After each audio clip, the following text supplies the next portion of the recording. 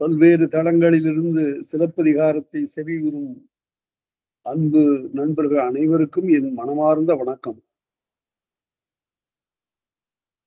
இந்த நிகழ்ச்சியை கேட்கின்ற எல்லாருக்கும் நான் மிகவும் நன்றி பாராட்ட கடமைப்பட்டிருக்கிறேன். ஏனென்றால் இன்றைக்கு தமிழ் என்றால் சிலப்பதிகாரம், தொல்காப்பியம், சங்க இலக்கியம் என்ற அந்த சிந்தனையே இல்லாமல் இருப்பது மிகப்பெரிய ஒரு குறைபாடு. நாடெங்கும் மேடைகளிலே நடக்கக்கூடிய பட்டிமன்றங்கள், சொற்பொழிவுகள் எல்லாமே எதை பற்றி அமைகின்றன என்றால் இந்த இலக்கியங்களோடு எந்த தொடர்பும் இல்லாத செய்திகளோடு நிகழ்கின்றன. அவை வாழ்க்கைக்கு எந்த பயனும் அளிப்பதாகவும் தெரியவில்லை, தமிழை வளர்ப்பனமாகவும் தெரியவில்லை. அதனால இதை கேட்கக்கூடிய அதனால்தான் சேக்கிழார் பெரிய புராணம் சொல்லுகிற போது இது சான்றோர் பேரவை கேட்கிறதுன்னார். அந்த சான்றோர் பேரவைக்கு வணக்கம் சொல்லுகிறார். அதுபோல ஒவ்வொரு நூலையும் படைக்கின்றவர்கள் கேட்போர் களம் என்று சொல்லுவார். தொல்காப்பியர் சொல்லுவார், கேட்போர் யார் அதை சொல்லுங்க அப்படிம்பார். அது மிக இன்றியமையாது. சொல்லுகின்றவன் இன்றியமையாதவன் என்றால் அதனை விட கேட்பவர்கள் மிக இன்றியமையாதவர்கள். அத சங்க இலக்கியத்திலேயே புறநானூற்று சொல்லுவான், இந்த தமிழ் கேட்பார் இல்லாமல் போச்சேங்கிறான். கேட்டார் பலரும் அரிதற்கு அரிதாய் அப்படின்னாரு. கேட்டவர்களுக்கு யாருக்கும் தெரியவும் இல்லை அதனுடைய நுட்பங்கள். அறிகின்றவர்கள் மிகச் சிலராக போய்விட்டார்கள் நான் சங்க காலத்திலே. அதுபோல இப்ப சிலப்பதிகாரத்தை எங்கேயும் சொற்பொழிவுகளாக அல்லது கருத்தரங்குகளாக நடத்தக்கூடிய நிகழ்ச்சிகள்லாம் இல்லை. சங்க இலக்கியத்தை எவ்வாறு நடத்தக்கூடிய நிகழ்ச்சிகள் எல்லாம் இல்லை. இது ரொம்ப பெரிய வருந்தத்தக்க ஒரு நிலை. இதை இத்தனை பேர் நீங்க கூடி கேட்பது மிகப்பெரிய மகிழ்ச்சியாக இருக்கிறது. பலர் குறிப்பு அனுப்புகிறார்கள், பலர் ஐயங்களை எல்லாம் அனுப்பி இருக்கிறார்கள். அத்தனை பேருக்கு நான் விடை இருக்கிறேன். இப்ப நாம ஏறத்தாழ கடைசி பகுதிக்கு வந்துட்டோம். வஞ்சி காண்டத்துல காட்சி காதையினுடைய இறுதியில நிற்கிறோம். அப்புறம் அதற்கு பிறகு சில காதைகள் தான், நமக்கு 4 காதைகள் தான் இருக்கின்றன. இவற்றை குறித்து எந்த ஐயத்தையும் நீங்கள் என்னிடம் கேட்கலாம். எனக்கு தெரிந்த வரையில அவற்றுக்கெல்லாம் நான் விடை சொல்லுவேன். இது ஒரு அரிய காப்பியம். இலியடு ஒடிசி படிச்சு பார்த்தீங்கன்னு தெரியும். ஹோமர் என்ற ஒரு கவிஞன், அவனுக்கு கண் இல்லை என்று சொல்லுகிறார்கள். கண் பார்வை இல்லாதவன் வாய்மொழியாக அவருடைய மாபெரும் கிரேக்க காவியங்கள் தான் இலியது ஒடிசி. அந்த இலியது ஒடிசியை நீங்க படிச்சு பார்த்தீங்கன்னு தெரியும். அதெல்லாம் விட சிலப்பதிகாரம் எவ்வளவு மேம்பட்டது என்று. அது 2 வீரகாவியங்கள். இது வேறு வகையான ஒரு காவியம். இதுல தொடக்கத்திலிருந்து கடைசி வரையில ஒரு சமயம் சொல்லப்படுகிறது. அது எந்த சமயம்? அது இன்றைக்கு இருக்கக்கூடிய எந்த சமயமும் இல்லை. அதுதான் ஒரு கற்பியம் என்ற ஒரு சமயம், கற்பு என்ற ஒரு சமய கோட்பாடு. பெண்களுக்கு உரிய, ஆண்களுக்கும் உரிய கற்பு என்பதனுடைய பெருமையை சொல்லக்கூடிய காப்பியம் தான் இது. அதனால்தான் ஒன்று ஊழ்வினை உறுத்து வந்து ஊட்டும் என்பது அவருடைய கோட்பாடு. அது பல சமயங்களுக்கு முடிந்த முடிவு. இந்தியாவில் இருக்கக்கூடிய எல்லா சமயங்களுக்கும் முடியும், பெரும்பாலான சமயங்களுக்கு முடிந்த முடிவு அந்த ஊழ்வினை உறுத்து வந்து ஊட்டும் என்பது. அரசியல் பிழைத்தோருக்கு அறங்கூற்று என்பது உலகம் முழுமையும் உள்ள ஒரு கோட்பாடு. இந்த 2ன் மேலாக பத்தினியை உலகம் தொழும் என்று சொன்னார். இது ஒரு சமுதாயத்தினுடைய ஒழுக்க மேம்பாட்டை உயர்த்துவதற்காக உள்ள ஒரு கோட்பாடு. இந்த 3 கோட்பாடுகளுக்காகத்தான் இந்த சிலப்பதிகாரத்தை இயற்றி இருக்கிறார். அதை இங்க பாக்குறோம். இப்ப காட்சி காதையில பார்ப்போம். மன்னவன் மலைவளம் காண சென்றான். அங்கு குறவர்கள் வந்தார்கள். அவர்கள் கண்ட காட்சியெல்லாம் சொல்லுகிறார்கள். அதற்கு பின் நிகழ்வதைத்தான் நம்ம பார்க்கிறோம். மாலை வெண்குடை மன்னவன் விரும்பி நூலறி புலவரை நோக்க. நூலறி புலவர்னு சொல்றான் பாருங்க. புலவர்கள் எல்லாம் நூல் அறிந்தவர்களாக இருக்க வேண்டும். திருவள்ளுவர் சொன்னாரு, எனக்கு படிக்கிறதுக்கு வாய்ப்பு இல்லையே அப்படின்னு. நான் அவர்கிட்ட எனைத்தானும் கேட்கன்னார். படிக்கணும்னு தேவையில்லை, நீ கேட்டுக்கொண்டா போதும். பெரும்புலமை அதனாலே அடையலாம். காஞ்சிபுரத்துல வீரராகவர்னு ஒரு கவிஞர் இருந்தார். அவரு பிறவி குருடர். பிறவியிலே அவருக்கு 2 விழிகளும் இல்லை. அவரு கேட்டு கேட்டு கேட்டே பெரும்புலமை அடைந்து பல நூல்கள் எல்லாம் எழுதினார். அந்த பெரும்புலவர் தன்னை பற்றி சொல்லுகிற போது, 7 ஆயிரம் கோடி எழுதாது தன் மனத்தே எழுதி படித்த விரகன் அப்படிங்கிறார். எல்லாத்தையும் மனசுல எழுதி படித்த வேணாம் என்று சொல்லுகிறார். அவ்வளவு பெருமை உடையது இந்த தமிழ். விழியற்றவர்களாக இருந்தாலும் கூட காப்பியம் எழுதக்கூடிய அளவுக்கு பெரும்புலமை படைத்தவர்கள் இருந்திருக்கிறார். அதனால மாலை வெண்குடை மன்னவன் விரும்பி நூலறி புலவரை நோக்கி, நூலறி புலவர்ங்கிறது வினைத்தொகை. அறிபுலவர் அறிந்த, அறிகின்ற, அறியும் புலவரை நோக்க ஆங்கவர் ஒர்க்கா மரபில், ஒர்க்கான ஒடுங்குதல் இல்லாதன் பொருள். வெளியாத நலியாத ஒர்க்காமரவில் பொதியல் என்று அவங்க சொன்னாங்களா உடனே, கண்ணகி கல் எடுக்கத்தானே வேண்டும், நீங்கள் பொதிய மலையில கல் எடுக்கலாம். விற்றலை கொண்ட வியன்பேறு மேய்த்து உங்களுடைய மரபினோர் முன்னே சென்று வில்லை பொறித்து வைத்திருக்கிறார்களே இமயமலை, அங்கேயும் எடுக்கலாம். கற்கால் கொள்ளினும் கடவுளாகும், எங்க எடுத்தாலும் சரி அது கடவுள் படிமமாக கொள்ளத்தகும். கங்கை பேரியாற்றிலும் இமயமலையில கல் எடுத்தா கங்கையில நீராட்டி கொண்டு வரலாம். அடுத்தது புதிய மலையில கல் எடுத்தா காவிரியில நீராட்டி கொண்டு வரலாம். தங்கிய நீர்ப்படை தகவோ உடைத்தன. நீர்ப்படுத்துதல் என்பது நீர்ப்படைன்னாச்சு, அதாவது நீராட்டுதல். இந்த இடத்துல ஒரு செய்தியை சொல்லுகிற, நல்லா நினைவுல வச்சுங்க, இது மிக இன்றியமையாத ஒரு செய்தி. இளங்கோ ஒரு பெரிய புரட்சியை இங்க செய்திருக்கிறார். என்ன புரட்சி? இந்த வஞ்சி காண்டத்துலதான் அது செய்கிறார். தொல்காப்பியர் என்ன சொல்லுகிறார்? வெற்றித்தடை சொல்லுகிற போது, ஆணிரைகளை மீட்கின்ற போர்ல வீரர்கள் ஈடுபடுவார். தங்களுடைய பெரிய செல்வமாகிய உடைமையாகிய ஆணிரைகளை மீட்டுக் கொள்ள வேண்டும் என்ற துடிப்போடு போய் ஆணிரைகளை கொண்டு செல்லக்கூடிய கள்வர்களை எதிர்த்து நின்று பொருது சில பேர் மடியக்கூடும். அப்படி மடிந்தவர்களுக்கு அவர்களுடைய நினைவாக கல் எடுத்து அதை நீர்ப்படுத்து அதற்கு பிறகு வழிபாடு செய்வது பண்டை தமிழ் மரபு. இதை புறநானூறு சில பாடல்கள் வழியாக நமக்கு காட்டுகின்றது. அது வீரர்களுக்கு செய்யப்படுவது. ஆணிரைகளை மீட்கின்ற போரில் ஈடுபட்டு உயிரிழந்த வீரர்களுக்கு செய்யப்படுகின்ற வீர வழிபாடு. அங்க என்னென்ன இருக்கு?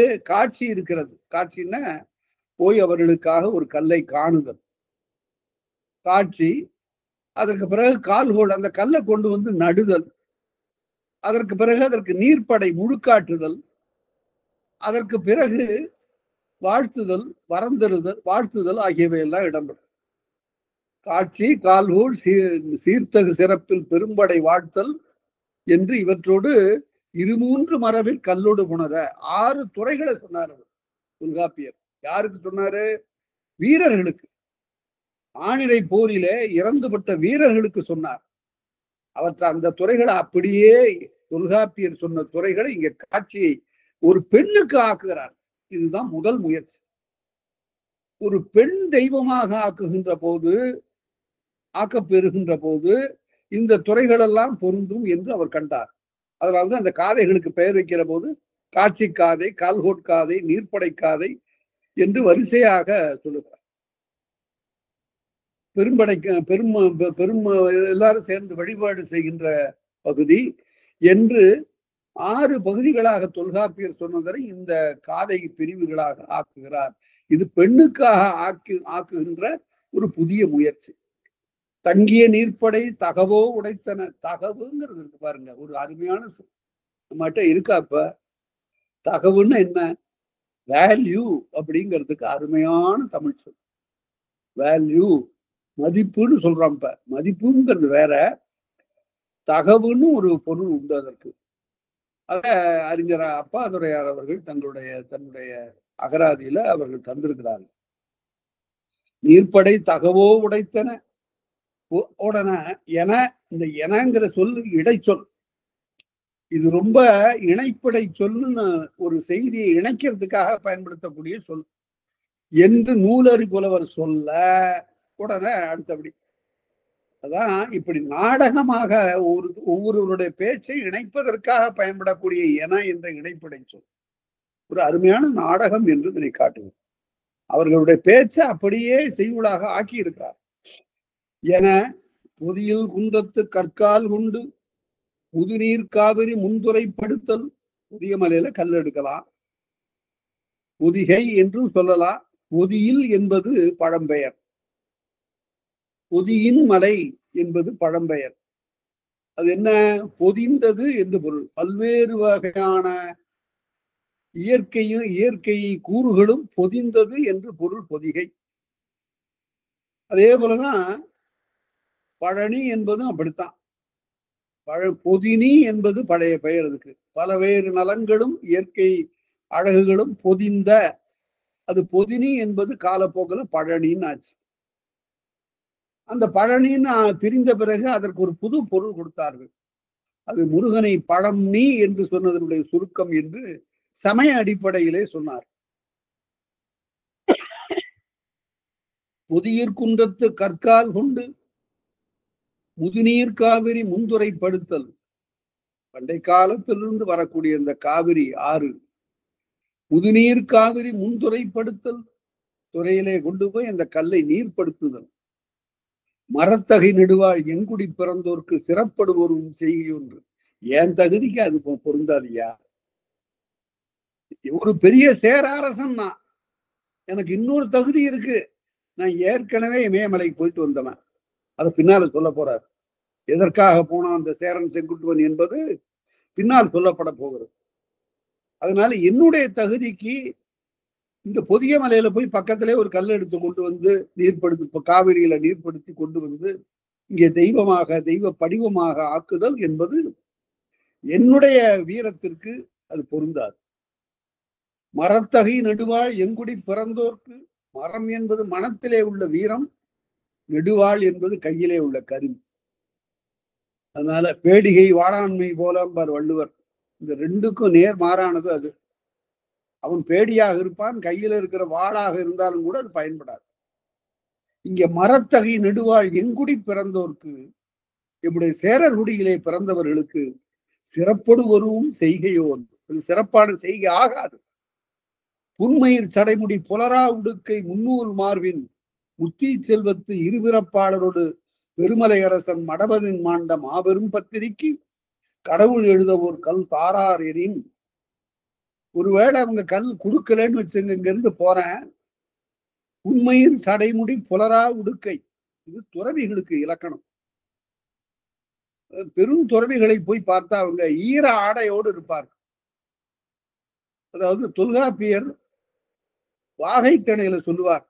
வாகை திணை என்றால் வாகைன்னு வெற்றி. அது போர் வீரர்களுடைய வெற்றியை மட்டும் சொல்வதல்ல. கல்வியினால் ஒருவன் பெரிய வெற்றி பெறலாம், அதுவும் வாகைதான். பிற பிற துறைகளில் எல்லாம் ஈடுபட்டு வெற்றி கோல் நாட்டலாம், அதுவும் வாகைதான். அதனால உண்மையில் சடைமுடி, இது துறவு அடைந்த முனிவர்கள் வாகை நிலை அடைந்தவர்கள். உண்மையில் சடைமுடி, புல்லிய சடாமுடியினை உடையவர்கள். புலரா உடுக்கை, ஈரன் காயாத உடுக்கை உடையவர்கள். அதாவது அவர்கள் ஒரு நாளைக்கு பல முறை நீராடுவார்கள். நீராடி உட்கார்ந்து நெஞ்சிலே கனல் தோன்ற அந்த வெப்பத்தினாலே இந்த ஆடைகள் உலர வேண்டும். புலரா உடுக்கை முன்னூல் மார்பர். அதுதான் சிந்தித்து சிந்தித்து உள்ளம் சிவப்பேறியதுங்கிறான் ஒரு கவிஞன். அது பின்னால கவிஞர் கண்ணதாசன் கூட இதுல கர்ணன் பாட்டுல சொல்லுவார், காய்ந்து சிவந்தது சூரியகாந்திங்கிறது மாதிரி உள்ளம் சிவந்தது. உண்மையில் சடைமுடி புலரா உடுக்கை முன்னூல் மார்பின் முத்தி செல்வத்து. 3 புரியாக அமைந்த நூல். அவர்கள் வேள்வி செய்கிற போது 3 தீ இருக்கும். அதாவது தீ ஓங்கி எரிகிற போது 3 கூறாக தெரியும். அது ஆகவனியம், காருகபத்தியம், தாட்சிணாத்தியம் என்று வடமொழியில சொல்லப்படும். அது வேறொன்றும் இல்லை, 3 திசை முகமாக எரியக்கூடிய நெருப்புன்னு பொருள். முத்தி செல்வத்து இருபிறப்பாளரோடு, அது ஒரு அரிய செய்தி. இருபிறப்பாளர்ங்கிறது எல்லாருக்கும் ஒரு பிறப்பா. இந்த பிராமணர்களுக்கு 2 பிறப்பு. எப்படி என்றால் பூணூல் போடுகிற வரையில இருக்கிற ஒரு பிறப்பு இயல்பான பிறப்பு, சாதாரணமான பிறப்பு. அவனுக்கு முழு ஞானம் எய்துகிற நிலையில அவன் அணிந்து கொள்ளக்கூடிய அந்த பூணூல், அது 2வது பிறப்பினுடைய அடையாளம். அதனால அவங்க 2 பிறப்பு உடையவர்கள்னு சொல்லுவாங்க. அப்பதான் அவன் உண்மையில பிராமணனாக ஆகிறான் என்று வேத நூல்கள் சொல்லுகின்றன. 2 பிறப்பாளரோடு பெருமலை அரசன், அங்கே இருக்கக்கூடிய அத்தகைய 2 பிறப்பாளர் இருக்கிறார்கள். அவர்களோடு பெருமலை அரசன் மடவதின் மாண்ட இதெல்லாம் அருமையான ஆட்சி. மடம் என்றால் நான் முன்பே சொல்லியிருக்கிறேன், அறியாமை அறியாமை என்றே எழுதி அந்த சொல்லுக்கு ஒரு தவறான பொருளை கற்பித்து விட்டார். அச்சம், நாணம், மடம், பயிர்ப்பு 4க்கும் பொருள் கேளுங்க. பல இடங்களை படித்தவர்களே கேளுங்க. அச்சம், நாணம் பொருள் தெரியுது. அதிலே ஒரு நுட்பம் இருக்கிறது. அதையும் நான் சொல்லுகிறேன். அச்சம் என்பது எல்லாருக்கும் பொது. அது பெண்களுக்கு மட்டுமே உரியது இல்லை. ஆண்களுக்கு அச்சம் இல்லையா? அஞ்ச தகுவனவற்றிற்கு அஞ்சுதல் அறிவுடைமைன்னார் திருவள்ளுவர். ஐயோ எனக்கு இந்த பழி வந்து விடுமே என்று அஞ்சுதல் அது அச்சம். அது ஆடவர்க்கும் உரியது. அதே போல நாணம் என்பதும் ஆடவர்களுக்கும் உரியது. அது திருவள்ளுவர் சொல்லுவார். நல்லார் நாணம் வேறு. நல்லார்னா பெண்கள், பெண்கள் நாணம் வேறு. ஆண்களுக்கும் நாணம் உண்டு. பழிக்கு நாணுதல், செய்யத்தகாதவற்றுக்கு நாணுதல், புகழுக்கு கேடு வர நாணுதல் என்று அவர்களுக்கும் அந்த நாணம் உண்டு. இந்த 2ம் சரி. இந்த 2 எல்லாருக்கும் உரியன. அப்புறம் மடம் என்பது என்ன என்றால் அறியாமை அல்ல. அறியாமை என்றே எழுதியிருக்கிறாங்க எல்லாரும். அதுக்கு கொளுத்த கொண்டு கொண்டது விடாமைன்னு எழுதுனா பழைய உரையாசிரியர். அது என்ன கொளுத்த கொண்டு கொண்டது விடாமை? சிறு வயதுல கற்பித்ததை அப்படியே பற்றி கொண்டு அதிலிருந்து பெறாமல் இருத்தல், அதுதான் மடம். ஒரு பெண் வெளி உலகம் தெரியாத நிலையில வீட்டுலகத்தோடு ஒன்றி இருக்கக்கூடிய நிலையில் தன் பெற்றோர்களே அவளுக்கு ஆசான்மாராக விளங்குவார். சிறு குழந்தையிலிருந்து எல்லாவற்றையும் சொல்லி தருவார். சொல்லால் சொல்லி தருவது உண்டு, குறிப்பால் சொல்லி தருவது உண்டு, பார்வையால் சொல்லி தருவது உண்டு, சில சமயத்தில் அழுத்தமாக சொல்லி தருவது உண்டு. இப்படியெல்லாம் பல வகையாக தாயும் தந்தையும் கற்பிக்கக்கூடிய அறிவு, அதை அப்படியே பற்றி கொண்டு ஒழுகுதல் தான் மடம். அதாவது அறிந்தும் அறியாதவளாக இருத்தல் பொருள் சொல்லணும். அதுக்கு இல்லை எனக்கு தெரியுது, இருந்தாலும் அம்மா சொல்லியிருக்காங்க, அப்பா சொல்லியிருக்காங்க, இதுதாங்க மடம். அதே போல வேறு வீட்டிற்கு வந்து வாழ போகும்போது எனக்கு தெரியும், நான் நினைக்கிறது சரியாகத்தான் இருக்கும், ஆனால் என் கணவன் சொல்லுகிறான், ஆகவே அதன்படி ஒழுக வேண்டியது என்னுடைய கடமை. இதுதான் மடம். இப்படி மடம் என்பதற்கு பொருள் சொல்லணும். பயிர்ப்பு என்பது தான் பயிலாத பொருட்கள் அருவருத்து ஒதுங்குகின்ற நிலை. தனக்கு அறிமுகம் இல்லாத பிற மனிதர்களிடத்து சற்று ஒதுங்கியே இருக்கக்கூடிய இயல்பு. இந்த 4ம் பெண்களுக்கு உரியனர். அதனால அறிவு மடம்படுதல். அதே போல ஆணுக்கும் இந்த மடப்படுதல்ங்கிறது உண்டு. அது ஒரு சங்க இலக்கியத்துல சொன்னது போல எந்த இலக்கியத்திலும் சொல்லப்படல. ஒருத்தன் சமயத்துல அறிவாளியாக இருக்கக்கூடிய ஒருத்தன் மடையனாகவும் இருக்கணும். எப்ப மடையர்களுக்கு நடுவுல போய் அறிவாளின்னு காட்டிக்க கூடாது. அவன் உடனே என்னப்பா உனக்கு அறிவு இல்லையான்னு கேட்பான். அதனால அறிவு மடம்படுதல் என்பது, அது ஒரு அரசனுக்கு தொண்டைமான் இளந்தரையனுக்கு பற்றி சொல்லுகிற போது, அவன் அறிஞனாக இருப்பான், அறிவற்ற மடையர்களிடம் மடம்பட்டு நிற்பான் என்று சொல்லுகிறார். மடம் என்றால் இந்த இடத்துல அறிவின்மை இருப்பது போல காட்டுதல், அறிந்தும் அறியாதது போல இருத்தல் அந்த மடம். இந்த மடம்ங்கிறத சொல்ல அறிவில்லாதவன் ஆக்கும்போது மா டா யா இன் போடணும். அப்படி போட்டாதான் அறிவில்லாதவன் பொருள். டை போட்டுட்டீங்கன்னா சமையற்காரன் பொருள். மடையன் என்றால் சமையற்காரன் என்று. மடுத்தல் சமைத்தல், மடையன் அப்படி வரும் சொல்லு. அதனால இந்த சொற்களுக்கு, ஆனா எல்லாரும் இப்ப மடையங்கிறதுக்கு டை போட்டு எழுதுறாங்க. அவ்வாறு எழுதக்கூடாது. இது அறிவற்றவன் என்பதற்கு டா தான் போடணும். இவ்வாறு மடவதின் மாண்ட, அதுன்னா மாண்ட மாட்சிமைப்பட்ட, பெருகி இருக்கின்ற, அறிவின்மையிலே பெருகி இருக்கின்ற மாபெரும் பத்தினி, கடவுள் பத்தினிக்கு கடவுள் எழுத ஓர் கல் தாரார் எனில் இமயமலையில் வருகின்ற தாபதரும் அங்கிருக்கக்கூடிய அரசர்களும் மடமையிலே சிறந்த, பெண்களுக்கு இயல்பாக இருக்க வேண்டிய குணத்திலே சிறந்த பத்தினியாகிய கண்ணகிக்கு வழிபடுவதற்கு ஒரு கல் தாரார் என்றால் தரவில்லை என்று சொன்னால் நான் என்ன செய்வேன்? வழி நின்று. அப்பதான் இனிமேதான் தமிழகத்தினுடைய போர் முறைகளை சொல்றார். நான் என்ன செய்வேன் என்றால், வழி நின்று பயவா மாண்பில் வாழ்க்கை கடிந்தோர் ஒடிந்தோர்க்கு காட்டிய காஞ்சியும். காஞ்சி என்றால் தொல்காப்பியர் நிலையாமை என்று சொன்னார். ஆனா பின்னால வந்தவர்கள் காஞ்சி என்றால் மண்ணை கொள்ள வந்தவர்களோடு எதிர்த்து போர் செய்பவன் என்று சொன்னார். காஞ்சியான் என்று சொன்னால் மண்ணை கொள்ள வந்தவர்களோடு எதிர்த்து போர் செய்கிறவன். வஞ்சித்தணைக்கு நேர் மாறானது காஞ்சித்தணை என்று பின்னால் வந்த புறப்பொருள் ஒன்பாமாலை போன்ற நூல்கள் சொல்லுகின்றன. இப்ப நாம காஞ்சி என்பது நிலையாமை என்பது தொல்காப்பியர் சொல்லுகின்ற பொருள். அது அருமையா சொல்றாரு. அது என்ன நிலையாமை என்றால், பலர் சில செல்லா காடு வாழ்த்தினார் தொல்காப்பியர். இந்த சுடுகாடு இருக்குத, இது சாகிறதே இல்லை, இது அப்படியே இருக்கும். அங்க போறவன்லாம் செத்து போறான், செத்துதான் போறான். என்ன விந்தையாக இருக்கிறது? இதுதான் ஒரு நிலையாமை என்று சொல்லி தொல்காப்பியர் சொல்லுகிறார். வழி நின்று பயவா மாண்பில் வாழ்க்கை, அதாவது வழி நின்றுனா நிலைத்து நின்று பயன் தரக்கூடிய ஒரு வாழ்க்கையை வாழாத கழிந்தோர், அப்படி இறந்து போய்விட்டவர்கள். ஏதோ வந்தான், இருந்தான், போயிட்டான், அவ்வளவுதான். பைபிள்ல நான் முன்பே சொல்லியிருக்கிறேன், ஒரு அருமையான தொடர் வருகிறது. Life is a path of an arrow. அதாவது அம்பு வில்லிலிருந்து புறப்பட்டது போய் மரத்திலே தைத்தது, அவ்வளவுதான். புறப்பட்ட இடம் தெரியுது, அது வில்லு. போய் தைத்த இடம் தெரியுது, மரம். நடுவுல இருக்கிற இடம் ஒன்னும் கோடு போட்டு அது நிலையா இருக்குமாறு செய்யறது இல்லை. அதை போலவே ஒருவன் பிறந்த நாள் தெரிகிறது, அடுத்தபடி என்னன்னா மறைந்த நாள், இறந்த நாள் தெரிகிறது, அவ்வளவுதான்.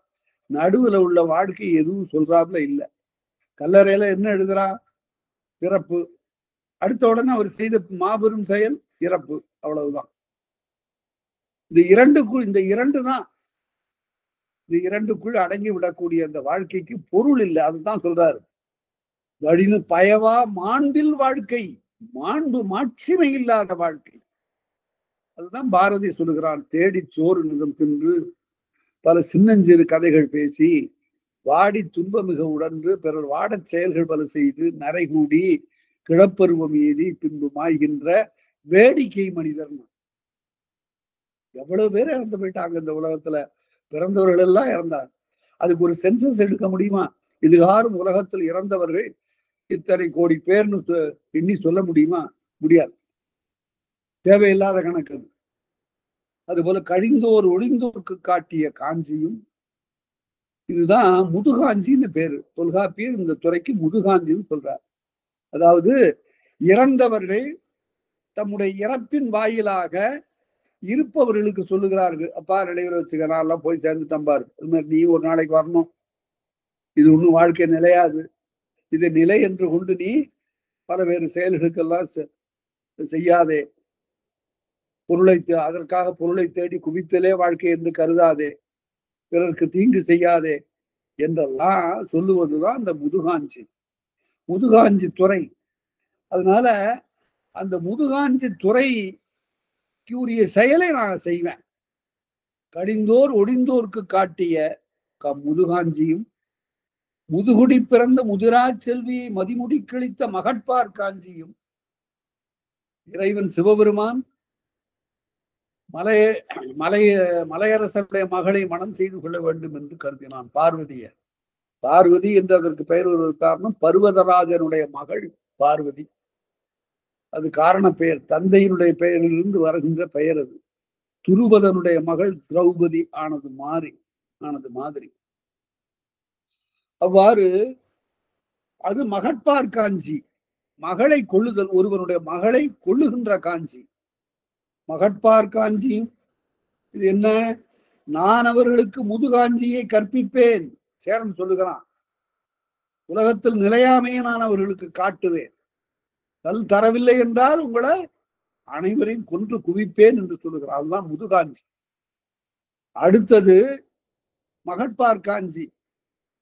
சிவபெருமான் மகளை கொண்டது போல, மலையரசனுடைய மகளை கொண்டது போல, நான் அந்த இமயமலையில் இருந்து நான் வழிபடுகின்ற பத்தினிக்கு ஒரு கல்லை கொள்ளுவேன் என்று சொல்லுவேன். மகட்பார் காஞ்சியும் தென்திசை என்றன் வஞ்சியோடு, என்னுடைய வஞ்சிங்கிறது வஞ்சிமா நகரை குறித்தது. இது ரெண்டையும் வேறுபாடு செய்யணும்னு என்ன பண்றது? வஞ்சின்னு இருக்கு, தலைநகரையும் குறிக்கிறது, வஞ்சி திணையும் குறிக்கிறது, வஞ்சி பூவையும் குறிக்கிறது. இந்த இடத்துல பழைய மரபு ஒன்று இருக்கிறது, சங்க இலக்கியத்தெல்லாம் வரும். பூத்த வஞ்சி பூவா வஞ்சி. பூத்த வஞ்சிங்கிறது அந்த வஞ்சி பூவை குறிக்கும், அது பூத்தது. இது பூவா வஞ்சிங்கிறது வஞ்சிமா நகரை குறிக்கும், அதுக்கு பூத்தலும் இல்லை வாடுதலும் இல்லை வஞ்சிமா நகரத்துக்கு. தென்திசை என்றன் வஞ்சியோடு, தெற்கே இருக்கக்கூடிய என்னுடைய வஞ்சிமா நகரத்தோடு, வடதிசை நின்று எதிரூன்றிய நீள்பெரும் காஞ்சியும், போய் வடக்கே சென்று நான் போரிடக்கூடிய அந்த பெருங்காஞ்சி, பெரும் போர் நிலையையும், நிலவுக்கதிரடைந்த நீள்பெரும் சென்னி, அலர்முந்தாரமுடு ஆங்கு அயல் மலர்ந்த வேங்கோடு தெடுத்த விலங்கு விரல் மாலை மேம்பட மலைதலும் காண்புவாய். நான் அப்படி சென்று பெருங்காஞ்சி போர் தொடுக்கின்ற காலத்தில் நிலவு கதிர் அலைந்த இந்த நிலாவினுடைய கதிர்கள், தண்ணிய கதிர்கள் அங்கிருந்து வந்து நம்மை தீண்டுகின்ற போது நமக்கு இன்பம். நிலாவில் அப்படி உலாவி வருதல் என்பது பலருக்கும் ஒப்பான ஒரு செயல். முழு நிலாவை காணுதல் என்பது அது ஒரு வழிபடத்தக்க போற்றத்தக்க ஒரு செயல் என்று சொல்லுவார். அதே போல பிறை தொடுதல் என்பது பெண்களுக்குரியது. மூன்றாம் பிறை தொடுதல் என்பது பெண்களுக்குரிய ஒரு செயல். நல்ல கணவன்மார் கிடைக்க வேண்டும் என்பதற்காக பழைய காலத்தில் தை மாதத்தில் பிறை தொடுதல் என்பது ஒரு வழக்கமாக இருந்தது.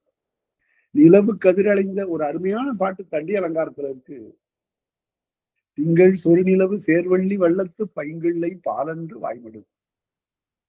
கற்பனை எந்த அளவுக்கு போயிடுச்சு பாருங்க.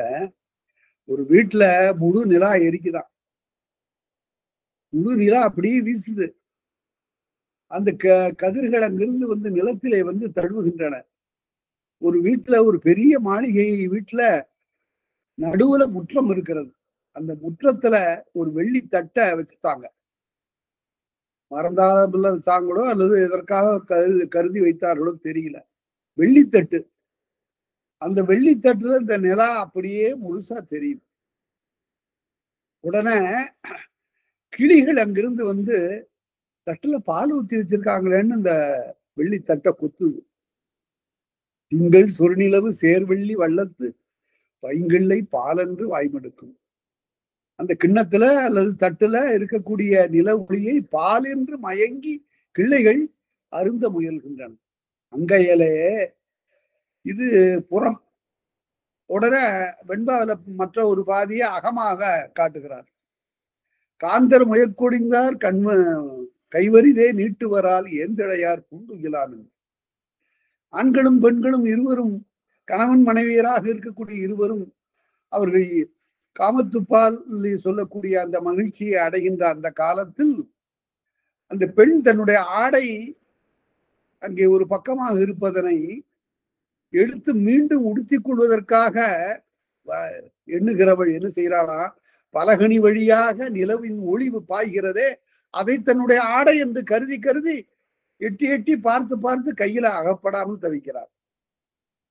அங்கையிலே காந்தர் முயற்கொடிந்தார் கைவரிதே நீட்டுவரார் ஏந்திழையார் பூந்துகிலாம் என்று, அதை பூந்துகில் என்று கருதி, இது நிலவின் ஒளியினுடைய சிறப்பை அழகுபட அடிபட சொல்லுவது தண்டி அலங்காரத்தில் மேற்கோள் செய்வதாக வருகிறது.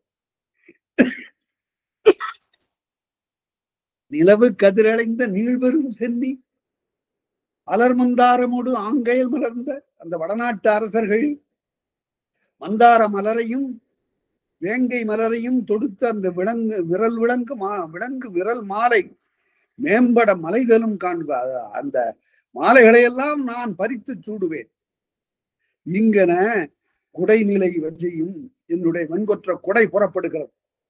அந்த வஞ்சி துறையும் கொற்ற வஞ்சியும் நான் வெற்றி பெறுவேன் என்ற அந்த உறுதிப்பாடும் நெடுமாராயம் நிலைய வஞ்சியும். அது என்ன நெடுமாராயம்னா இந்த சொல் வழக்கில் இருக்கு. சில மாவட்டங்கள்ல நான் சென்று பார்த்த போது இதுவே பெரிய மாராயமா போச்சு அப்படின்னு சொல்றாங்க. அது என்ன மாராயம்னா வழி வழியாக செய்யக்கூடிய ஒரு வழக்கம்னு பொருள். போருக்கு என்ன வழக்கம்? நெடுமாராயம் என்றால் வேந்தனால் செய்யப்படுகின்ற சிறப்பு. எல்லா போருக்கும் வேந்தனே போக மாட்டான். படைத்தலைவர்கள் போவார்கள், அல்லது வேந்தனுடைய கீழே ஆட்சி செய்யக்கூடிய அவனுடைய மகன் அல்லது இளவரசன் அவன் செல்லுவான். அப்ப செல்லுகிற போது தலைவர் வல்லீங்களா அப்படின்னு யாரும் கேட்பான்ல. அதனால என்ன செய்யறான், முதல் நாள் போர் தொடங்குவதற்கு முன்னால எல்லா வீரர்களையும் அழைத்து தன்னுடைய கையினாலே சோற்று உருண்டை உருட்டி கொடுக்கிறான். அதுக்கு பேர் பெருஞ்சோறு அளித்தல் என்று பெயர். எல்லாருக்கும் சோற்று உருண்டையை கொடுக்கிறான். அதாவது இந்த உணவை உண்ணக்கூடியவர்கள் யாரும் செய்யின்றி மறவார், இந்த படையின் கண்ணே இருந்து தம்முடைய உயிரையும் கொடுப்பர் என்று அந்த வீர உணர்ச்சியை தொல்காப்பியம் எடுத்து சொல்லுகிறது. அது பெருஞ்சோற்று நிலை என்று பேசப்படும். இவ்வாறு நெடுமாராயம் பண்டு தொட்டு வரக்கூடிய வேந்தனால் பாராட்டு பெறுகின்ற சிறப்பு நிலைய வஞ்சி, இதெல்லாம் வஞ்சித்திணையினுடைய துறை. அதனால வஞ்சித்திணைக்குரிய செயல்களை எல்லாம் சொல்றான். வஞ்சித்திணை என்பது என்ன? எஞ்சா மன்னசை வேந்தனை வேந்தன் அஞ்சுதக சென்று அடல் குறித்தன்று. நம்மோடு மாறுபட்டிருக்கூடிய வேந்தனை சென்று தாக்குதல், அதுதான் வஞ்சித்திணை. வென்றோர் விளங்கிய வியன்பெரு வஞ்சியும். கடைசியில வஞ்சி போரினுடைய முடிவு வென்றோர் விளங்குதல். அதுவும் பின்றா சிறப்பில் பெருஞ்சோற்று வஞ்சியும். பிறகு விருந்து, அதுவும் பெருஞ்சோற்று நிலை என்று சொல்லப்படும். வெற்றி பெற்றதனை குறிப்பதற்காக பெருஞ்சோற்று மடை எல்லாருக்கும் அளிக்கப்படும். குன்றா சிறப்பில் கொற்ற வள்ளை. அப்புறம் வள்ளை கூத்து நடக்கும். அது இந்த வள்ளை கூத்துல பொருள் என்ன என்றால், ஐயோ இப்படி எங்களை பகைத்து வீழ்ந்தாம்பார் என்று அவனுடைய வீழ்ச்சியை பாடுவது கொற்றவள்ளை. பகைவருடைய வீழ்ச்சியை பாடுகின்ற கொற்றவள்ளையும் வட்கார் போகிய வான்பணம் தோற்றுடன், வட்கார் போகிய வான்பணம் தோற்று நான் என்ன செய்வேன்? வட்கார் போகியன குற்றமில்லாது விளைந்திருக்கக்கூடிய வான் பணம் தோடு, பணம்பூ. இந்த பணம்பூங்கிறது பசுமையா இருக்காது, காய்ந்துதான் இருக்கும். அதை தன்னுடைய அடையாள பூ மாலையாக சூடியவன் சேரன். வட்கார்னா கொஞ்சம் சிறிதும் இடையிலே முறியாதன்னு பொருள். வட்கார் போகிய வான்பணம் தோற்றுடன் பணந்தோடுன்னு சொல்லணும். தோடுன்னா ஒரு மலரனுடைய புறப்பகுதி. வான்பணம் தோற்றுடன் புட்கை சேனை. இந்த புட்கைங்கிற சொல்லு பூட்கைங்கிறது புட்கைன்னு தெரிந்தது. பூட்கைன்னா துணிவுன்னு பொருள். அது புட்கை சேனைன்னு வீரமுள்ள துணிவுடைய சேனை பொலிய சூட்டி இந்த பணம்பூ மாலையை காலாட்படை வீரர்கள் சூடிக்கொள்வது வழக்கம். அடையாள பூ மாலையாக நாங்கள் சேரனுடைய சேனையை சார்ந்தவர்கள் என்று காட்டுவதற்காக தாங்கள் கழுத்திலே அணிந்து கொள்வார்கள். புட்கை சேனை துணிவு மிக்க இந்த வீரர்கள் பொலிய சூட்டி பூவாவஞ்சின வஞ்சி மாநகர், பூவாவஞ்சி பொன்னகர் புறத்து என் வாய்வாழ் மலைந்த வஞ்சி சூடுதும். நான் வஞ்சி நகருக்கு வஞ்சி சூடி வருவேன், பகைவரையெல்லாம் வென்று வஞ்சி சூடுதும் அப்படின்னு முடிச்சான். கண்டிப்பாக நான் வெற்றி பெற்று வஞ்சி சூடி என்னுடைய பூவாவஞ்சி ஆகிய வஞ்சி மாநகருக்கு வந்து சேருவேன் என வில்லவன் கோதை, அமைச்சன் வில்லவன் கோதை என்பது அமைச்சனுடைய பெயர். வில்லவன் கோதை வேந்தற்கு உரைக்கும், வேந்தனுக்கு சொல்லுகிறான்.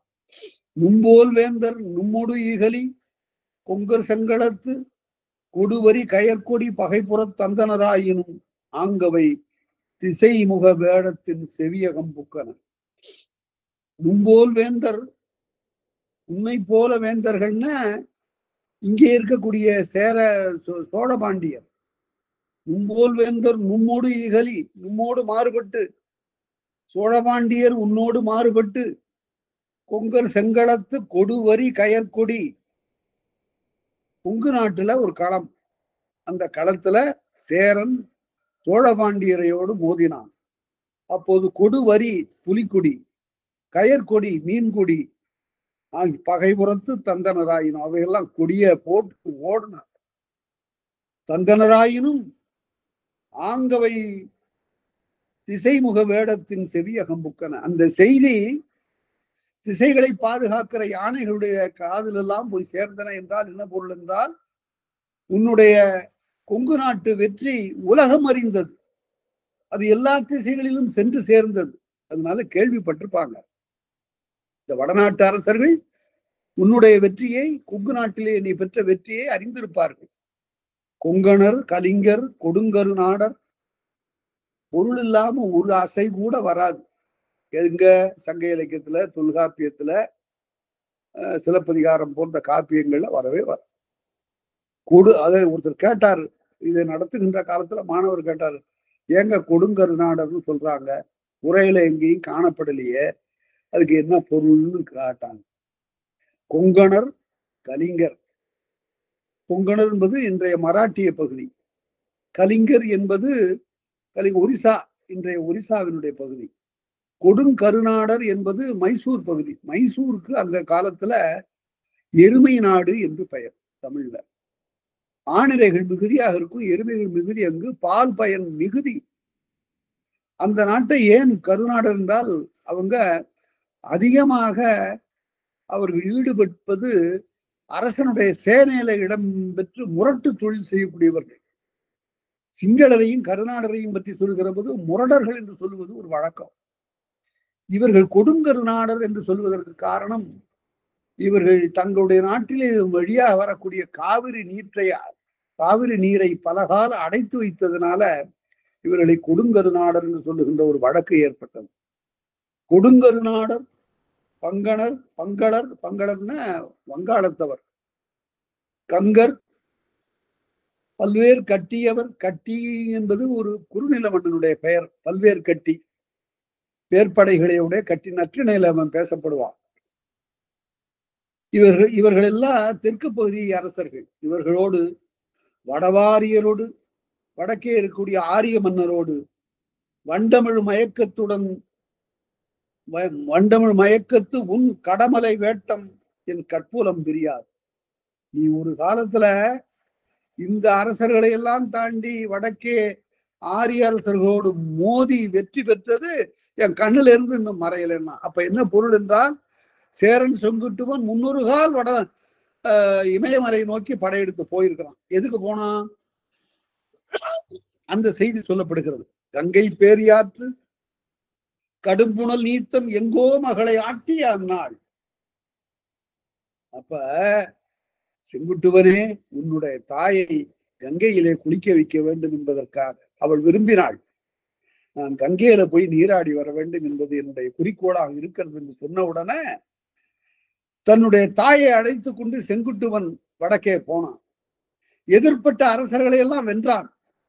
பிறகு கங்கையில கொண்டு போய் தன்னுடைய தாயை நீராட்டி அழைத்து வந்தான். கங்கை பேரியாற்று கடும்புணல் நீத்தம், அதாவது இந்தியாவில் இருக்கிற ஆறுகள்லேயே மிக விரைவாக பாய்கிற ஆறு கங்கை தான். கால் நிலை கொள்ளாது. அங்க நீராடுவதற்காக பல இடங்கள்ல இரும்பு கைப்பிடிகளை சமைத்திருப்பார். கடும்புணல் மிக விரைந்து பாய்கின்ற நதி அது. அதனாலதான் புராணத்திலே எப்படி எழுதிட்டான்னா, இந்த கங்கை ஆறு மேலே இருந்து மலையிலிருந்து வரும்போது கீழே விழுந்தால் அந்த பூமியே அப்படியே துளைவிட்டு போய்விடும் என்பதற்காக பகீரன், இறைவன் தன்னுடைய சடாமுடியிலிருந்து அதனை மெல்ல விடுத்தான் என்றும், சன்னு என்ற முனிவன், ஐயோ இந்த கங்கையாறு நேராக பாய்ந்தால் இந்த நிலம் பாழ்படுமே, அதனால என் காது வழியாக போகட்டும் என்று சொல்லி இந்த காதல வாங்கி அந்த காதல விட்டானா. இது புராணம். இப்பவும் சொல்லிருக்கிறது, இந்த காதல வாங்கி அந்த காதல விட்டுறான்னு. சன்னு என்ற அந்த முனிவன் தன்னுடைய காதல வாங்கி சன்னு செவி வழி தந்த கங்கைம்பாரு பாவலர் சுந்தரனார். அவ்வாறு அதாவது வேகமாக விழுகின்ற அந்த கங்கை, அந்த பகுதியை நீங்க போய் பார்க்கணும். அந்த கங்கையாறு பாய்கின்ற அந்த சமவெளியை பார்த்தா என்ன தெரிகிறது என்றால், ஒரு மாபெரும் புலவன் நம்முடைய வாழ்ந்தவன் சொல்லுகிறான், இந்த கங்கையில வருகின்ற ஆற்றிலே இருக்கிற நீரானது பாதிக்கு மேல நேர கடல்ல போய் கலந்துருத. இதனை கொண்டு வந்து இந்த மத்திய பிரதேசத்துல பாய்ச்சுனா, இந்த பாலைவனமா கிடக்கிற இந்த ராஜஸ்தான் மத்திய பிரதேசம் ஆகியவையெல்லாம் பயிர் வளர்க்கலாமே, மையத்து நாடுகளில் பயிர் வளர்ப்போம்னா. கங்கை நதிப்புறத்து கோதுமை பண்டம், காவிரி வெற்றிலையும் மாறு கொள்வோம் அப்படின்லாம் பேசினவன் இந்த நேர கடல்ல போய் வங்கக்கடல்ல கலக்கக்கூடிய அந்த நீரை கொண்டு வந்து மையத்து நாடுகளில் பயிர் செய்வோம் என்று பாரதி பாடணும். அதுபோல கங்கை பேரியாற்று கடும் புனல் நீத்தம். நீத்தம் வேற எங்கேயும் இல்லை இந்த சொல்லு, வேறு மொழிகள கிடையாது. நீத்தம்னா நீந்துதற்குரியதுன்னு போதும். நீந்துதல் நீத்தமாச்சு. அது வலித்தல் விகார். எங்கோ மகளை, கோமகள் என்றால் பேரரசி, செங்குட்டுவனுடைய தாய். எங்கோ மகளை ஆட்டிய அந்நாள் நீராட்டிய அந்த நாளில் ஆரிய மன்னர் ஈரைநூற்றுவர்க்கு ஒருணை ஆகிய செருங்கோலம். ஈரைநூற்றுவர் 1000 ஆரிய மன்னர்கள் வந்தார்கள். அவர்கள் வந்தபோது உரிணை ஆகிய செருவங்கோலம், ஒருத்தனா நின்று, ஒருதானாகி நிற்றல் என்பது புறத்துறைகள் ஒன்று. ஒருத்தனா நின்று அடிக்கிறது. ஒருவனாக உரிணை ஆகிய செருவங்கோலம், அந்த போர்க்கோலத்தை கண்விழித்து கொண்டது கடுங்கட்குற்றம். கண்ணால பார்த்தது கடுமையான கண்ணை உடைய யமன் பார்த்தான். ஏ அப்பா, நமக்கு இன்னைக்கு நல்ல இறை போடுகிறான் இந்த செங்குட்டுவன் என்று கருதினான. இமிழ்கடல் வேலியை தமிழ்நாடாக்கிய, இந்த கடல் சூழ்ந்த இந்த நாவலன் தீவையே தமிழ்நாடாக நீ ஆக்கி விட்டாய். இது நீ கருதினையாயின், அப்படிப்பட்ட முன்னாலே ஒரு அனுபவம் உனக்கு இருக்கிறது. நீ படையெடுத்து சென்று வெற்றி பெற்ற பகுதிதான். ஆகவே இது நீ கருதினையாயின், அதனால இமயமலையில சென்று கல்லெடுக்க வேண்டும் என்ற கருத்து நீ கொண்டிருப்பாயே, ஆனால் ஏற்பவர் முதுநீர் உலகில் முழுவதும் இல்லை. இந்த உலகத்துல யாரை எதுக்கிறவன் இல்லை. அதனால இமயமால் வரைக்கு எங்கோன் செல்வது கடவுள் எழுதவோர் கற்கையாதலின். அவன் சொல்றான் உடனே, எல்லாம் சரி, உன்னை வெற்றி கொள்வதற்கு ஒருத்தன் இல்ல, ஆனா அந்த இமயமலையிலே சென்று நீ என்ன செய்ய போற, ஒரு கல் கொண்டு வரணும், அவ்வளவுதானே. கடவுள் எழுதவோர், எழுதல் என்றால் செதுக்குதல். இந்த இடத்துல கடவுட்படிமத்தை செதுக்குதல், சிலை செய்தல். கடவுள் எழுதவோர் கற்கையாதலின், ஒரு கல்லுக்கு தானே யாது. அதனால வடதிசை மருங்கின் மன்னருக்கெல்லாம், வடக்கே இருக்கக்கூடிய மன்னர்களுக்கெல்லாம் தென் தமிழ்நாட்டு செழுவில் கயல் புலி மண்தலையற்ற வரைகை இங்கன. அதனால மூவேந்தருடைய லட்சணையை பொறித்து வில் கயல், வில்லும் கயலும் புலியும், இந்த 3 இலட்சணைகளையும் சின்னங்களையும் பொறித்து ஒரு ஓலை அனுப்பிச்சா போதுமே வடநாட்டு அரசர்களுக்கு. எங்களுக்கு ஒரு கல் தேவைப்பா இமயமலையில, உங்களோடு வந்து மோதுதல் தான் எங்களுடைய குறிக்கோள் இல்லை என்று மந்தலையற்ற ஒரு ஓலையினை வரைகை இங்கன. அப்படி நீ வரையலாம் என்று கருதிவிட்டா அறிவிக்கவே வேண்டியதில்லை. நம்முடைய வாயிற் புறத்திலே, நம்முடைய எல்லையிலே, நம்முடைய நாட்டினுடைய எல்லையிலேயே பகைவனுடைய ஒற்றர்கள் எல்லாம், வடநாட்டு ஆரிய மன்னர்களுடைய ஒற்றர்கள்லாம் இருக்கிறார்கள். அவர்கள் செய்தி அறிந்து அங்க அனுப்பிச்சுடுவாங்க. நாம ஓலையை செலுத்த வேண்டும் என்று தேவையில்லை. நாவலன் கண்பொழில் நன்னார் ஒற்று. நன்னார் என்றால் பகைவர். எங்க இருந்து வந்தது அந்த சொல்லு? நண்ணுதல் என்றால் அடைதல், நெருங்குதல். நம்மை நெருங்காதவர்கள், நம்மை அடையாதவர்கள் என்று பொருள். நன்னார் என்றால் அடையாதவர்கள் பகைவர். நன்னார் ஒற்று, அவர்களுடைய ஒற்றர்கள் நம் காவல் வஞ்சி கடைமுகம் பிரியார். நம்முடைய வஞ்சி நாட்டினுடைய எல்லையை விட்டு பிரியாமல் அங்கே நிற்கிறார்கள். என்ன நடக்க போகுது? நம்ம மேல ஏதாவது படையெடுத்து வருவானோ, இந்த நாட்டுல என்ன செய்தி நம்முடைய அரசர்களுக்கு தெரிவிக்க வேண்டுமே என்றெல்லாம் கவலையோடு காத்திருக்கிறார்களாம். வம்பணியானை வேந்தர் ஒற்றே, வேந்தர்களுடைய ஒற்றர்கள் இங்கே காத்திருப்பார்கள். வம்பு என்றால் புதுமை என்று பொருள். வம்பணியானை வேந்தர் ஒற்றே தம் செவிப்படுக்கும் தகமை என்று அவங்களுடைய காதல போய் சேர்ந்துடும். அரைவரை என்றே அழும்பில் வேல் உரைப்ப, அழும்பில் வேல் என்ற அந்த தானை தலைவன் சொல்ல, அழும்பில் வேள், வேள் என்றால் தலைவன். ஆடு விடலை கோவேள் குரிசில் தோன்றல் இன்னென தலைமக்கள் பெயரேன்னா, இதெல்லாம் தலைமக்களுக்குரிய பெயர். ஆடு விடலை கோ வேள் குரிசில் தோன்றல். நிறையிருந்தானை வேந்தனும் நேர்ந்து சரி என்று சொல்லி, கூடார் வஞ்சி கூட்டுண்டு சிறந்த வாடா வஞ்சி மாநகர் புக்கபின் வாழ்க எங்கோ மன்னவர் பெருந்தகை ஊடித ஒரு ஊழி உலகம் காக்கன அவன் சரின்னு தான் சொன்னான் அரசன். சரி அப்படியே போமா, எதுக்கு ஒரு வீண் போர் என்று நிறையிருந்தானே வேந்தனும் நேர்ந்து சரின்னு கூடார் வஞ்சி கூட்டுண்டு, உடனே வஞ்சி நாட்டிலே இருக்கக்கூடிய வஞ்சி நாட்டை அடைந்திருக்கக்கூடிய அயல் மன்னர்களுடைய திரைகளை எல்லாம் பெற்றுக்கொண்டு வஞ்சி கூட்டுண்டு, கூட்டுண்ட திரை கப்பம் அவற்றை எல்லாம் உண்டு பெற்றுக்கொண்டு சிறந்த வாடா வஞ்சி மாநகர் புக்கபின் மலைவளம் காணுகின்ற அந்த நிலையிலிருந்து வஞ்சி மாநகரத்துக்கு போனான், தன்னுடைய தலைநகருக்கு போனான். வாழ்க எங்கோ மன்னவர் பெருந்தகை. அப்ப வடநாட்டிலிருந்து வந்தவன் சொல்றான், வாழ்க எங்கோ மன்னவர் பெருந்தகை ஊழிதோர் ஊழி உலகம் காக்க. பல ஊழிகள் உன்னுடைய மரபு இந்த உலகத்தை காக்க வேண்டும். விற்றலை கொண்ட வியன்பேர் இமயத்தோர், ஏற்கனவே நீ பொறித்த வில் அங்கு இருக்கு இமயமலையில. வில் தலை கொண்ட வியன்பேர் இமயத்தோர் கற்கொண்டு பெயரும் எம் காவலனாதலின், கல்லை கொண்டு வரக்கூடிய கடப்பாடு உடையவனாக இருக்கிறான். வடதிசை மருங்கின் மன்னரெல்லாம் இடு திரை கொடு வந்து, நீங்கள் அங்கங்கு திரை செலுத்த வேண்டும் எங்களுடைய அரசனுக்கு. வடக்கே வாழுகின்ற மன்னர்கள் எல்லாம் திரை செலுத்துங்கள். இடுதிரை கொடு வந்து எதிரீராயின், எதிர்கொள்ளாதவர்களாக இருப்பீர்களானால் கடற்கடம்பெறிந்த கடும்போர் வார்த்தையும், கடலிலே சென்று கடம்பர்களை ஒழித்த என்னுடைய அரசனுடைய பெரிய வெற்றியை நீங்கள் அறிந்து கொள்ளுங்கள்.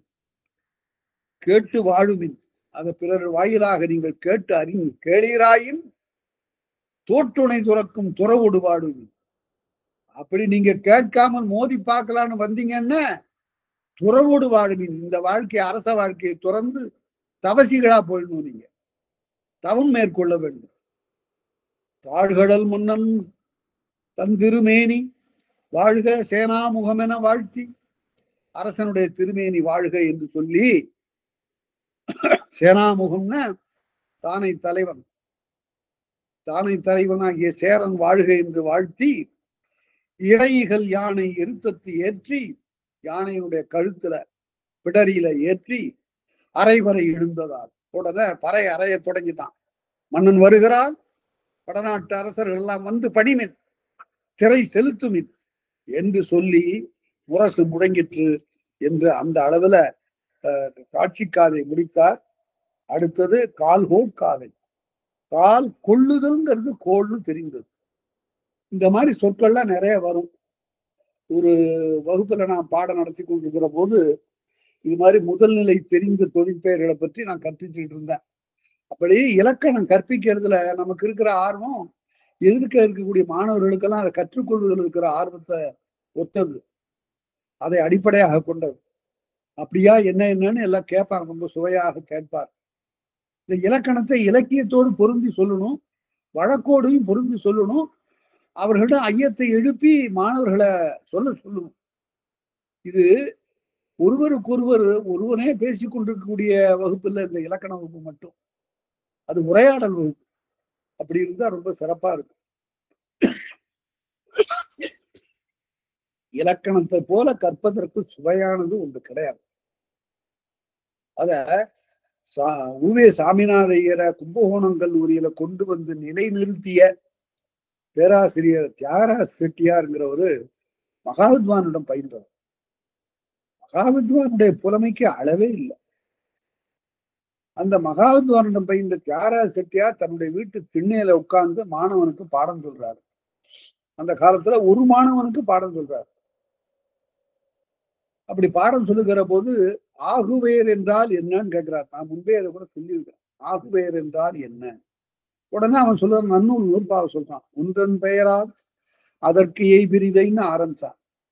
ஒன்றனுடைய பெயரை இன்னொன்றுக்கு சூட்டுதல், மரபு பற்றி சூட்டுதல், வழக்கு பற்றி சூட்டுதல் அப்படின்னு அந்த பொருளுடைய நூற்பாவை சொன்னான்.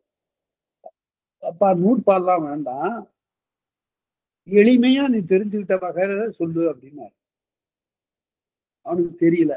அந்த சமயத்துல தெருவுல கீரை விற்று கொண்டு போனா ஒரு பெண், அத கூப்பிடுப்பா அப்படின்னாரு.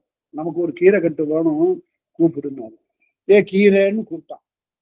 அப்பா தம்பி இதுதான் ஆகுவேர்னாரு. அதாவது அவளுடைய பேர் உனக்கு தெரியல, தெரியாத நிலையில அவள் விற்று கொண்டு போகிற கீரையே அவளுக்கு பேராகிவிட்டது பாரு, இதுதான்ப்பா ஆகுவேர்னாரு. இலக்கணத்தை இப்படி கற்பிக்கணுங்கிறத யாரா செட்டியார் சொல்லுது. இது போல ஒவ்வொன்றையும் இலக்கணத்தை அப்படி சொல்லலாம். அப்படி சொல்லுகிற போது இலக்கணம் சுவைப்பட அது ஒரு விளக்கண்ணே ஆயிடாது. அது எல்லாருக்கும் இந்த ஐயங்கள் வரக்கூடும், எவ்வளவு கற்றவர்களுக்கு வரும். ஒரு தடவை பாரதியார் பாவேந்தரை பார்த்து கேட்டாரு, பாரதிதாசனை பார்த்து கேட்டாரு, அந்த இந்த எந்தங்கிறதுக்கு பிறகு காசா தாப்பா வந்தா ஒற்று வருமா வராதான்னு கேட்டார். என்ன, அவரு வழிவழியாக மரபு இலக்கணம் படிக்கல பாரதியார். ஆனா அவர்கிட்ட இருக்கிற கவிதையை ஆற்றல் அது பெரியது, மிக பெரியது. அவருக்கு ஐயம் வந்தா யார கேட்பாரு? சுப்புரத்தனத்தை தான் கேட்பாரு, பாரதிதாசன் தான் கேட்பார். அவர் கேட்ட உடனே பாரதிதாசன் சொன்னார், கண்டிப்பா வரும் ஒற்று. அந்த கை இன்னும் எழுதணும், இந்த செய்தின்னு எழுதணும், எந்த பொருள்னு எழுதணும், இதெல்லாம் வரும்னாரு. உடனே பாரதி கேட்டார், நல்லா இல்லையே காதுக்குன்னாரு. நல்லா இல்லையா, இதாயா இலக்கணம், இப்படிதான் எழுதணும் அப்படின்னு உரத்த குரல்ல சொன்னார் பாரதிதாசன். அது பின்னால அவர் எழுதுகிற போது, புலவர்களிடமிருந்து பாரதியை காப்பாற்றியவன் நான் சொல்றாரு பாரதிதாசன். புலவர்களிடமிருந்து பாரதியை காப்பாற்றியவன். அவருக்கு அவ்வப்போது இலக்கணத்தை சொல்லி கொடுத்திருக்கிறாரு. அது தெரியாம பாரதியார்கிட்ட இவர்தான் போய் ஏதோ படிச்சது மாதிரி பல பேர் எழுதுறாங்க. அப்படி எல்லாம் இல்லை. அதாவது அவருடைய நடை மாற்றம் ஏற்பட்டது பாரதியால. கடுமையான பழைய நடையில எழுதி கொண்டிருந்தார். முருகப்பெருமான் மீது 300 பாட்டு பாடியிருக்கார் பாரதிதாசன். மயிலம் முருகன் மீது அவ்வளவு பாட்டு எல்லாம் அருணகிரிநாதருடைய திருப்புகள் மாதிரி இருக்கு. அப்படி பாடி இவருடைய நடை மாறியது இவரை சந்திச்ச பிறகுதான், பாரதியாரை சந்தித்த பிறகுதான். இப்படி எழுதி என்னையா பண்றது, எளிய மக்களுக்கு போய் சேரணும், உனக்கு ஆற்றல் இருக்கு, அப்படி எழுதின பிறகுதான் எளிய நடையில எழுதினார். இந்த கால்கோட் காதை, கோள்ங்கிறது முதல் நிலை தெரிந்த தொழிற்பெயர்னு எழுதும் இலக்கணம். கொள்ளுதல் என்பது தொழிற்பெயர். கொள்ளுதல், நடத்தல், பாடுதல், ஆடுதல், கேட்டல் எல்லாம் தொழிற்பெயர். இதுல முதல் எழுத்து மட்டும் நீண்டாலும் அல்லது தெரிந்தாலும் அதற்கு பேர் முதல் நிலை தெரிந்த தொழிற்பெயர். கொள்ளுதல் கோளாயிற்று. இது சொல்லிட்டே இருக்கும்போது ஒரு பையன் கேட்டான் வகுப்புல, பீடிங்கிறது இருக்கு சார், அதுவும் முதல் நிலை தொழிந்தது, பிடித்தல் பீடின்னா. அப்பா அப்படி இல்லப்பா, அது தமிழ் இல்லை, அதுக்கும் பீடி பிடிக்கிறான்னு தானே சார் ஐயா சொல்றாங்கன்னா, அதெல்லாம் கலப்பு நடை, அது இலக்கணம் ஆகாது என்று நான் சொன்னேன். அது கால்கோட் காதை, காதை என்பது கதை என்பது காதை என்று நீண்டது. கால் கொள்ளுதல் என்றால் கல்லை நடுதல் என்று பொருள். அரைவரை எழுந்தபின், இந்த அரைவரைங்கிற சொல்ல என்னால மறக்கவே முடியல. ஏனென்றா வரைய அடிக்கிறதுங்கிறது அரைவரைன்னு சொல்லலாம். வரை அரைந்தான் அப்படின்னு. இத கம்பன் எப்படி பயன்படுத்தினான்னா, இந்த கயவர்கள் இருக்கிறாங்களே, இவங்கிட்ட ஒரு கெட்ட பண்பு, இத ரகசியமா வச்சுக்கப்பான்னு அவன்கிட்ட சொல்லிட்டா போதும், ஊர் ஊரா பறைய அடிச்சுட்டு வந்துருவான். எல்லாரும் கேட்டுங்க, கேளுங்க கேளுங்க கேளுங்கன்னு. இத போய் ஒரு ஊமையா பயன்படுத்தியிருக்காங்க. வியப்பா இருக்கு. எப்படின்னு கேட்டா, அந்த கணவன் மனைவியாக காற்றிலே வாழ்கின்ற அவர்கள் என்ன செய்தார்கள், அவருடைய இடையில இருக்கக்கூடிய மேகலை இருக்குது இல்ல, அது கலகலவென்று ஒலி எழுப்பக்கூடிய அடிகலம். உடனே நாம் இருவரும் தனியாக இருக்கக்கூடிய இந்த இடத்துல இந்த ஓசை எழும்புவது பிறர் கேட்கக்கூடியதாக அமைந்து விடுமே. அதனால இந்த மேகலையை, ஒலிக்கக்கூடிய இந்த மேகலையை நான் கழற்றி வைத்து விடுகிறேன் என்று அவருடைய இடையிலே இருந்த மேகலையை கழற்றி அப்பால வச்சான். அப்ப அவ என்ன அப்படின்னு பார்த்தாளா, அதுக்கு சொன்னான், அரைவரை அன்ன நீரார் அருமறைக்கு ஆபரோதான். அரிய ரகசியத்தை சொல்லுவதற்கு பறையறையக்கூடிய அறைவது போன்ற கயவர்கள் இருக்கக்கூடாது அல்லவா, அதனால இதை எடுத்துட்டேன். இந்த மேகலை ஒரு அரைவரை இடுகின்ற கயவன் அப்படின்னு கம்பர் சொல்லுகிறார். வெறும் ரொம்ப நுட்பமான ஓமைகள். இன்னொரு ஓமை நாம் பார்த்து வியந்தது என்னவென்றால், இறைவனே ரெண்டே ரெண்டு பேர் சொன்னாங்க. ஒருவர் மாணிக்க வாசகர், இன்னொருவர் கம்பர். ரெண்டு பேர் தான் சொல்லியிருக்காங்க. இறைவனே உனக்கு நான் என்ன கொடுக்கறது, முக்கணிகளை கொண்டு வந்து கொடுக்கலாம், அவை அவ்வளவு சிறந்தனவா, என்கிட்ட இல்லையே, காசே இல்லை, நான் எங்க இருந்து போய் கனிகள் வாங்குவேன். சரி, பொன்னாராகிய அணிகளும் தரலாமா, முடியாது. பிறகு என்ன தருவது, என்கிட்ட நிறைய இருக்கிறது ஒண்ணுதான், அது என்ன, என்னுடைய அறியாமை, அதையே நான் உனக்கு படைக்கிறேன். இது மாணிக்க வாசகரும் சொல்லுகிறார், கம்பரும் சொல்லுகிறார். இது ஒரு அரை வரை எழுந்தபின், அறைகின்ற பறை ஓசை எழுந்த பிறகு அரிமான் ஏந்திய முறை முதற்கட்டில் இறைமகன் ஏற அரியணையில போய் உட்கார்றான் சேரன். மலைவடம் கண்டு பத்திரியை பற்றிய செய்தி அறிந்து பிறகு பத்திரி கடவுளை பரசுவதற்காக கல் சமைத்தலை பற்றி எண்ணி அதற்கு பிறகு இங்க வஞ்சி மாநகரத்திற்கு வந்து சேர்ந்து அரியணையில ஏறுகிறான். முறை முதற்கட்டில் தொன்று தொட்ட காலம் முதலாக வருகின்ற உரிமை கட்டில் இறைமகன் ஏற ஆசான் பெருங்கணி அருந்திரல் அமைச்சர் கணியன் அங்கிருந்து வந்தான். கணியன் என்றும் சொல்லலாம், கணிவன் என்றும் சொல்லலாம். கணியன் என்றால் காலத்தை கணித்து சொல்லுகிறவன் என்று பொருள். இப்ப அவனுக்கு ஜோசியன்கிறான், ஜோதிடன் அதனுடைய பிரிவு. கணியன் என்பது நல்ல தமிழ் சொல். முறை முதற்கட்டில் இறைமகன் ஏற, இறை என்பது அரசன், அரசமகன் என்று பொருள். ஆசான் பெருங்கணி, ஆசான் என்பவன் காலத்தை கணித்து சொல்லக்கூடிய ஆசிரியன். அருந்திரல் அமைச்சர், தானை தலைவர் தம்முடு குழி, அமைச்சர்கள் தானை தலைவர்கள் எல்லோரோடும் சேர்ந்து மன்னர் மன்னன் வாழ்க என்று ஏற்றி முன்னிய திசையின் முறைமொழி கேட்ப அரசன் கருதிய திசை, அந்த என்னப்பா புதுசா என்ன வந்திருக்கு அப்படின்னு தான் கருதுகின்ற அந்த திசையிலிருந்து கேட்கிறான். பயம்படுதானை விரலோர்க்கெல்லாம் உயர்ந்தோங்கு வெண்குடை உறவோன் கூறும். அப்ப இமயத்தாபதர் எமக்கு இங்கு உணர்த்திய அமையா வாழ்க்கை அரைசர் வாய்மொழி நம்பால் ஒழுகுவதாயும் ஆங்ககுது எம்போல் வேந்தற்கு இகழ்ச்சியும் தரும். அப்பதான் சொல்லுகிறான், இமயத்தாபதர் என்றால் இமயத்தில் இருக்கக்கூடிய முனிவர்கள். அரசன் சொல்லுகிறான், இப்ப இமயத்தாபதர் எமக்கு இங்கு உணர்த்திய அமையா வாழ்க்கை.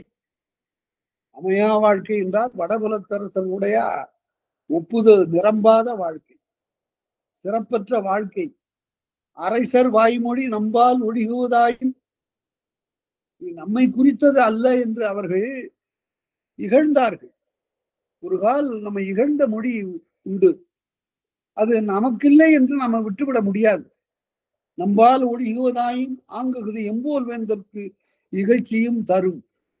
வடதிசை மருங்கின் மன்னர்தம் முடித்தலை கடவுள் எழுதவோர் கற்கொண்டு அல்லது வரிதமிழும் என் வாழ்வாயாகி. ஒரு கல்லை கொண்டு அவர்களுடைய முடியிலை ஏற்றி நான் கொண்டு வரவில்லை என்றால்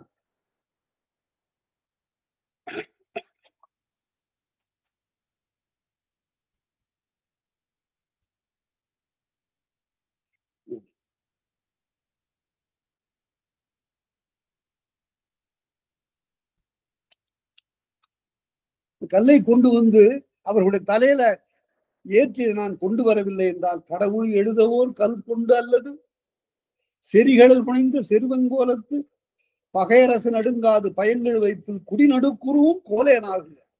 நான் மட்டும் அப்படி ஒரு கல்லை அவர்களுடைய தலையில சுமத்தி நான் கொண்டு வரவில்லை என்றால் கடவுள் எழுதவோர் கற்கொண்டல்லது வரிது நீகும் என் வாழ்வாயாகி, என்னுடைய வாழ் வெறுமனே திரும்பும் என்றால், வரிதே திரும்பும் என்றால், நான் ஒரு பெரிய கொடுமையை இந்த குடிகளுக்கு செய்த அந்த குற்றத்தை நான் சுமப்பேனாகும்.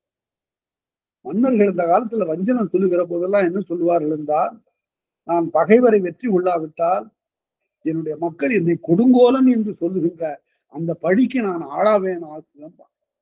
குடிகளை எப்படி பாதுகாத்திருக்கான்னு பாருங்க. அத திருவிளையாடல் புராணத்துல ரொம்ப அழகா சொல்லுவோம். உறங்குமாயினும் மன்னவன் ஆணை காக்கும். உறங்குமாயினும் மன்னவன் ஆணை காக்கும். அரசன் உறங்குனா கூட அவனுடைய ஆணை ஒவ்வொரு உயிரையும், தன் கீழ் வாழ்கின்ற ஒவ்வொரு உயிரையும் பாதுகாக்கும். அப்படி ஒரு நிகழ்ச்சியை நான் பார்த்தேன், நான் கேள்விப்பட்டேன். மிக அரிய ஒரு வரலாற்று நிகழ்ச்சி அது. அதை நான் சொல்லுகின்ற போது கேட்டவர்கள் எல்லாம் ரொம்ப சிலிர்த்து போனார். இந்த நாட்டில் நடந்த ஒரு நிகழ்ச்சி. எனக்கு நண்பர் ஒருத்தர் இருந்தார், பேராசிரியர். முரட்டுத்தனமான ஒரு ஆளு, நன்கு கற்றவர், கல்வி செருக்குடையவர். எனக்கு நண்பர்.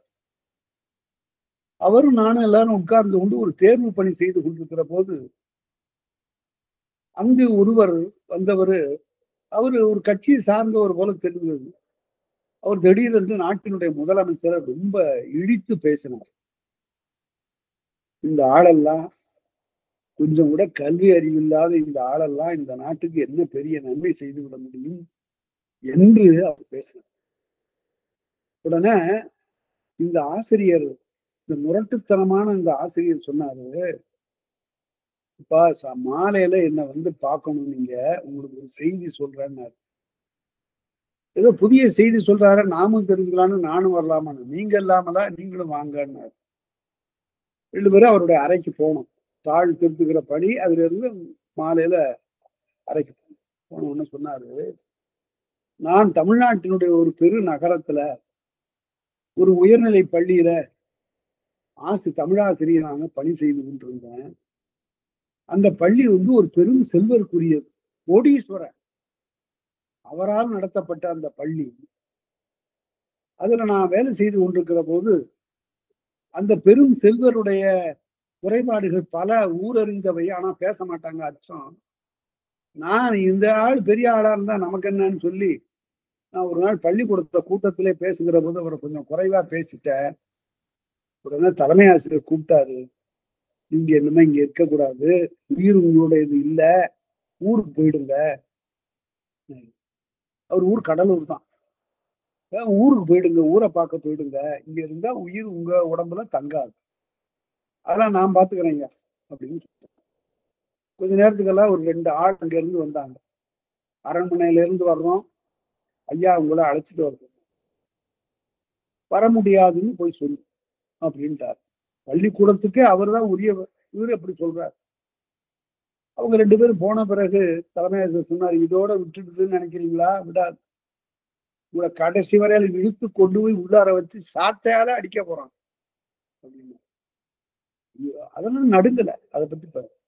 மறுநாள் 4 பேர் வந்தாங்க, வரியா இல்லையான்னு கேட்டாங்க.